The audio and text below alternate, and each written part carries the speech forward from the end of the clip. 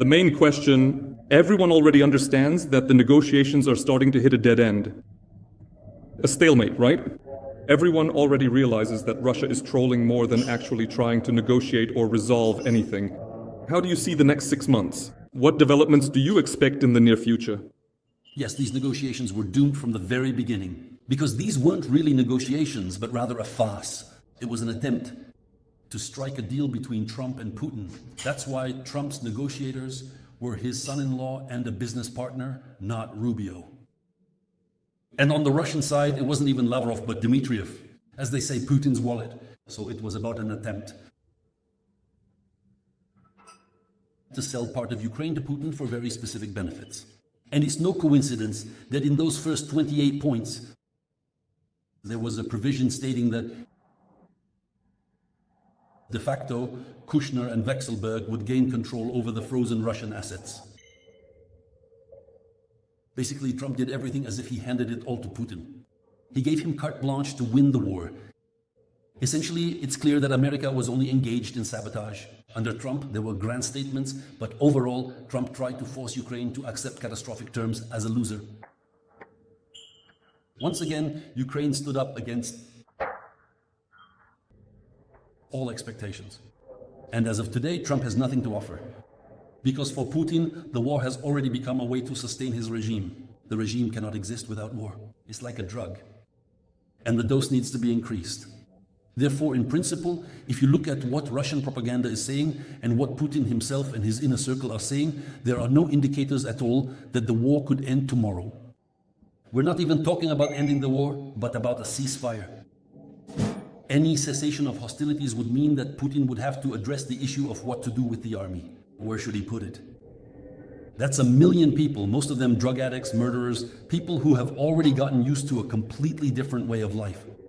If you bring them back to Russia, we can see what happens even when just a few thousand return. There's a sharp rise in crime, and in reality, it creates tremendous tension in society. 1 million people, never in a lifetime. This means that Putin has to look for other targets for war. Most likely, these will be the Baltic countries. In other words, the war will continue as long as Putin has the resources to keep it going. And that's why even the unlikely scenario of a ceasefire in Ukraine this year means that the war will somehow spread further.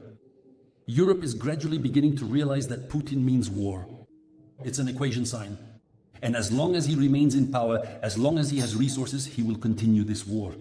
And this war isn't just with Ukraine. Ukraine is his main target right now. If you listen to what Putin and his propaganda are saying, this is a war with Europe, with NATO, and really with the free world as a whole. Basically, for Putin, this is like a fourth world war. The third world war was the Cold War, which the USSR, the Russian Empire, lost.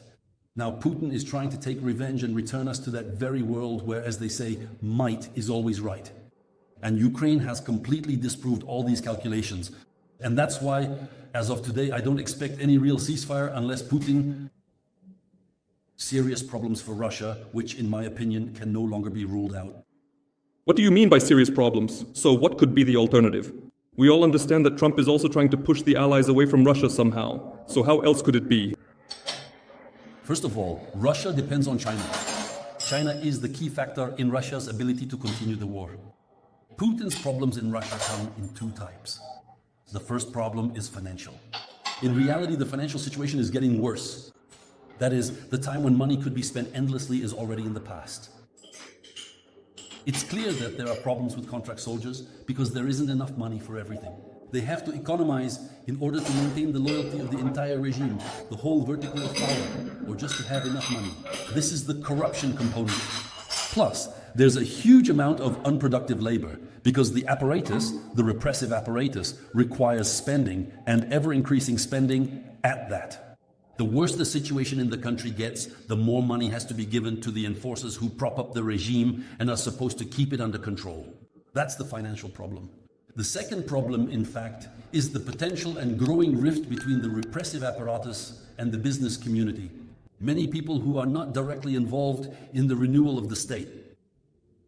The wall of experience cannot be completely closed off. Finances, Abu Dhabi, Dubai, Kazakhstan, China. In principle, Russia needs to maintain some connection with the outside world because that's where the money flows come from. And here again, a conflict arises. On the one hand, there's a desire to shut everything down, but on the other hand, there's a need to keep these contacts because otherwise there won't be resources to support the regime. It creates a kind of closed loop. Moreover, there's an attempt to cut off all contacts with the outside world, electronic ones. This also met with resistance. What happened just a few days ago in the Russian State Duma, a puppet organization that has never even hinted at any contradictions about any kind of disagreements. 77 State Duma deputies voted against slowing down Telegram. Again, it's absolutely clear that this gap is emerging. Because what are the soldiers in the trenches supposed to do? Because Telegram has already become a part of life. In other words, in reality, that's what it is. The 21st century, it's 1926. After all, it makes its own adjustments to Putin's plans to return Russia to the past, the beginning of the 19th century. That's why these problems need to be addressed.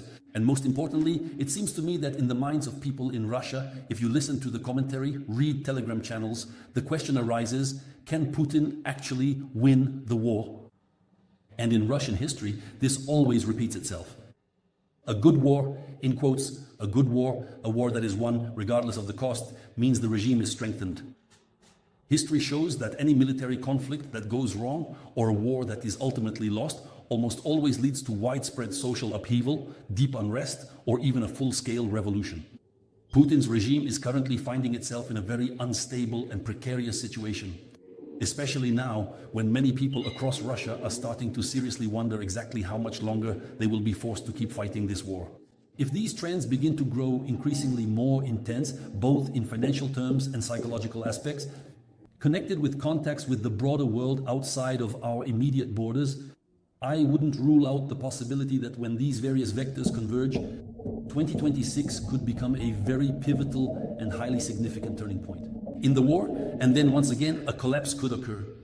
It seems to me that this war is so unusual if you compare it to traditional wars.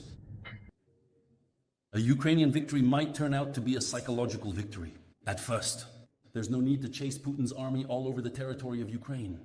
It could turn out to be a collapse that makes it impossible for Putin to continue the war. Although, again, for now, these are just fantasies that we're all trying to turn into reality. It's interesting, in your view of such a more concrete collapse, what might it look like? It's simple. Right now, we see that Starlink has been shut off and a retreat has begun along the front lines. Collapse can be psychological, just like Germany lost World War I. In fact, they lost World War I while still being on foreign territory. The army. So what happens is a breakdown of these connections, so to speak. The army clearly cannot win the war. The population doesn't want to support it. So it's a combination of several crises. And at the same time, there's also the external issue to consider. As long as the Putin regime maintains confidence or hope that Trump will somehow help them. Let's imagine a situation where Trump loses his levers of control. At the end of 2026, the Democrats could take Congress and the Senate, and the situation could change. So the situation is unstable, and just look at Europe. Europe is starting to arm itself. In fact, even that very pampered, decadent Europe is starting basically to realize that this war actually concerns them too. There are big debates, as they say, and I participate in them too. It's the same thing here, the same discussion models. This is the issue of rearming Europe. And it's clear that this isn't about Europe as a whole. Yes, obviously there's Spain, Portugal, France. This is about Europe, Germany, and everything that stems from it. In other words, a new geopolitical reality is beginning to take shape, in which Russia is seen as a real enemy. And if all this starts to work, if hundreds of billions of euros begin to flow into armaments, once again changing the psychological state, the mindset, then it's clear that the coalition of Germany, Poland, the Baltic states, Scandinavia, Ukraine, and Romania, I hope that Hungary will soon join as well, even if it means chasing Orban out. This, in fact, will be a death sentence for the Russian Empire.